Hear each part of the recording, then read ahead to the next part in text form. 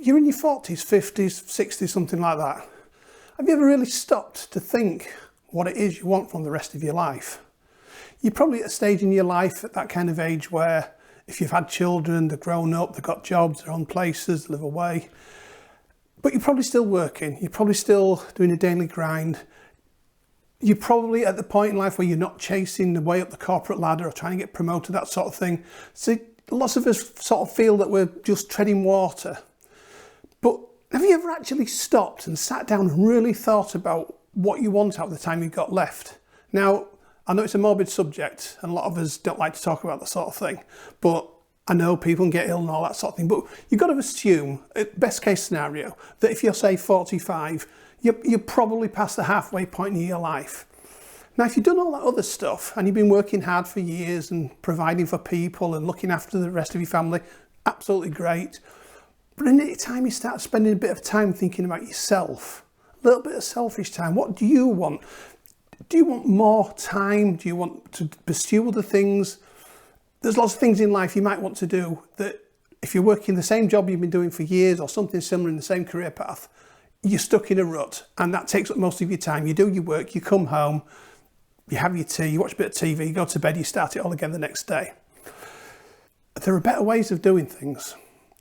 Now, it's up to you, obviously, what you want to do, what you think is the best way forward in terms of hobbies, travel. There are so many things. The message I want to get across here is there's never been more opportunity than there is in this world today, that we have at our fingertips today.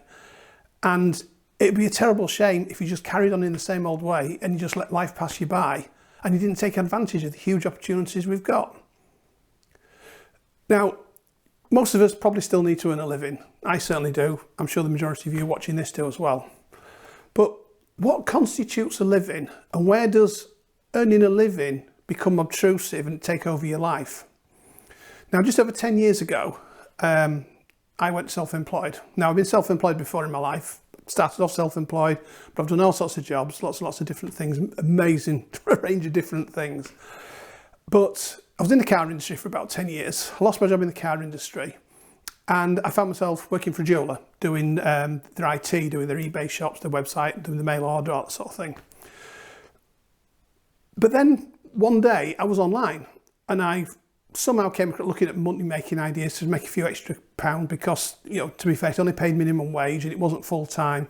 So it was just about paying the bills, but I wanted to earn more. So anyway, I came across sites that allowed me to write online and submit articles and get paid for them. I started with a website called Text Broker and then went on to others, but this Text Broker was the first thing. It's what they called an article mill, and it's had articles that people wanted on there, you pitched for them at your level and you got paid so many pence per word. Now I started earning some money doing this. It wasn't a great deal of money, but it was good, it was okay, it was extra money, it was making a difference. But then I got into other websites and found other clients and other ways of earning money. And to cut a long story short, I ended up writing about the automotive industry, which is what I knew because I've been in it for about 10 years. And I decided to specialise on that. And I very quickly realised that it wasn't difficult to replace that income I had working from the job with doing something myself. In fact, the real start realisation was that the job I was doing, working for the jeweller, was actually costing me money because it was taking valuable time up that I could spend writing online and getting paid more money than I was doing working for them, without the responsibility of having a boss, having to turn up at certain times, all that sort of stuff that we're all used to and most of us do all our lives. Now, I was walking across the car park on the way back home, and I always just call it the post office, put the goods that we were sending out in the post office, walking back home, same route every day. And I was halfway across the car park and it hit me and I thought, I need to talk to my wife. This isn't making sense. I could have a better life. I could spend more time writing and earn more money. And I've been putting it off because of the security, the comfort blanket of having a paid employment. I got home, I sat down, I spoke to my wife and she was great. She absolutely understood it. And a couple of days later, I spoke to the boss, handed my notice in. I still did a little bit for him on the side here and there, just to keep the transition over while I got somebody else, but that was it. From that day forward, I've never worked for anybody else at all other than myself. There have been highs and lows. There have been times when I've had very little money coming in. There have been times when I've been earning fantastic money. But the main thing is, it's up to me to decide. I decide how much I work, when I work, how I work, what work I do, if I need to go out and look for more work, if I need to scale things back. And I'll tell you this, in 10 years, I have worked on a weekend, I think twice. I can't think of more times than that. And that was only a bit of extra because I was at loose end and I thought I'll bang a few articles out because I'm not doing anything else. And in terms of evenings, when I first started off, I had some big amounts of work coming in I had to get through. And I was probably working from 10 o'clock in the morning, used to start maybe till 7 some nights, weekdays. But as time went on, I got more efficient, got better at writing, got less clients, that sort of thing. So it worked out. But what this did was, this allowed me the freedom for the first time in my life to have a dog of my own. Now, it may seem a simple thing, lots of you will have dogs and pets and that. I get that, it's not a massive deal for most people. But for us, it was life-changing. It was a big deal. I'd always wanted all my life. And this allowed me to be at home all the time, so I could be a responsible owner, look after my dog, take him for walks, feed, all that sort of thing. It was superb. It really, really, really made a massive difference to my life. And also, I can pursue other things. I started building a website. I built an automotive website, and I'll do an entire video about that another day. That allowed me to earn me enough money for my wife to be able to quit work and to help me. So we're both having a better life. Now we can do whatever we want, when we want. Neither of us has an employer, neither of us works. You can concentrate on your health and fitness, you can concentrate on travel, you can pursue all sorts of other hobbies, you can spend more with your time with your family, you can go visit. It's up to you, whatever. So what I want you to really understand and really think about is, there's never been a better time in your both in your midlife, but also in the period we're sitting today, 2024, for you to go alone, to go it yourself and be your own boss, your own business. Now, being your own business doesn't necessarily mean doing what I do, working online, although online there are massive opportunities. There are all sorts of things you do. Once you get to 45, 50, 60s, you've accumulated a massive amount of experience and knowledge over time, and you can convert this into money. There are so many different ways you can be self-employed. I'll give you a quick example. The other day, my wife took her sister, we went to visit the mother in a nursing home, and I gave her sister-in-law a lift home. And on the way back, just outside the house, when I was dropping her off, she said, oh, they've got an aerial man coming round because they'd had Sky TV put in, but they hadn't got the aerial connected on the roof to the thing, and they couldn't use that. If the Sky went down, or they couldn't use it. And they've got an aerial man coming around to come and fix it for them. So I said, well, I'll go in then. Let me go in. I'll come and have a look at it. Oh, no, you're all right. I said, no, come on, it won't take me long. I went in there, I found the problem, I changed some wires around, plugged it in, sorted it out, job done. Went upstairs, the television, the extension upstairs, done that, the television in the bedroom, sorted that out as well. So now they've got the Sky, but they've also got access to the aerial if the Sky goes off or something like that. The person she got coming round was probably going to charge anything from 20 to 60 pounds probably for that service. I did it in 5 minutes and it cost her nothing. Now, they're about the same age as I am. They're mid-50s. They're not like old people who struggle with technology, but they didn't know how to do it. How many other people are there around that don't know how to do simple jobs like that? So what I'm saying is, there's all sorts of opportunities. We'll discuss them later in other videos and other training, but just need you to think it's not the scary thing it used to be. Being your own boss is fantastic. No matter what type of business you want to go into, it's never been better because you've got free advertising. It used to cost, when I started business off my first one was like 1984, 86, something like that.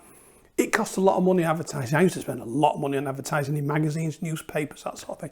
You don't have to do any of that anymore. You've got social media, you've got things like YouTube here, you've got Facebook, you've got Twitter, you've got all these different platforms where it doesn't cost you any money. You build up an audience and you advertise for free.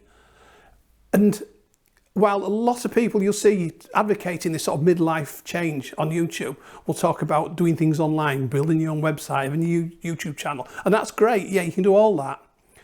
But not many people seem to address the people who don't want to do that. I've got a couple of friends who, the guy used to work for a building company for 35, 36 years. And his partner, she used to work in, I think it was in teaching, that sort of thing. And she decided, she just quit that and started a little gardening business up, just going and doing bits of gardening for people.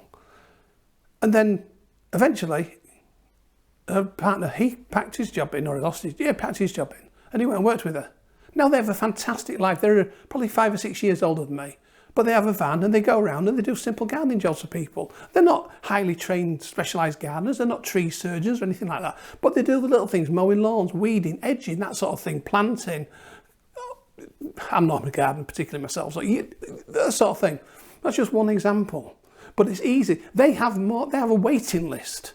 If I want them to come around and do my weeding for me, it's like, well, we might be able to get there in 4 weeks. And this is just word of mouth. I've got a guy who does fencing. All these people, I offer to do websites. I can build websites. I offer to build websites. They don't need it because they've got so much work coming in. So what I want you to do is think about your life. Think about what you've done. Think about what skills you have and what you could turn them into. And also, how much money do you need? You've got to think about how much money you need. You probably don't need as much money to live on as you think. The beauty of working for yourself is there's always the opportunity to upscale, but you don't have to think that a business has to be this massive, great thing. It can be something quite small, quite modest, that's just something that gets you the money you need to get by. I live in one of the most affordable parts of the country.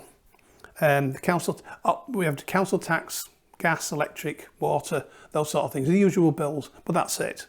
We don't have a mortgage, our house is paid for, but looking from that respect. So to earn that kind of money, to cover those things and have a bit left over, is very, very easy. And I can't tell you the freedom it gives you. It's not just the freedom in terms of your time, it's the freedom in terms of your mind. My mental health is better than it's ever been. I went through some really dark times in some jobs. So what I want you to do is have a think about that. And I'll go into more detail in following videos about specific ideas, about the ups and downs of being your own boss. But being a solo entrepreneur in your 40s, 50s or 60s, I don't see a better way of living. I don't see a better way of enjoying life. The freedom I have, I could just get up now, I could go, we live on the coast, I could just drive up the coast, I could go sit on the beach, I can take the dog out, I can do anything I want. I'm doing this video now, but I could be doing anything. I might do another video after this, but I might not. It's entirely up to me. Imagine that kind of freedom where you don't have a boss overbearing, telling you what to do, what time to be here, do this, do that. That's not good enough. Getting emails on an evening, phone calls on your day off. That's no way to live. You might have to do that in your younger years when you're building up a life and paying for your house or paying your rent. But if you're in the kind of situation I found myself in 10 years ago, as far as I'm concerned, this is the only way to do it. So if you'd like to see more of these videos, you want to know more about what I've got to say, and I've got plenty to say, then please like the video, subscribe to the channel, and by all means, anything you want to ask, get in the comments below, send me a message, and I'll try and reply to everyone. Okay.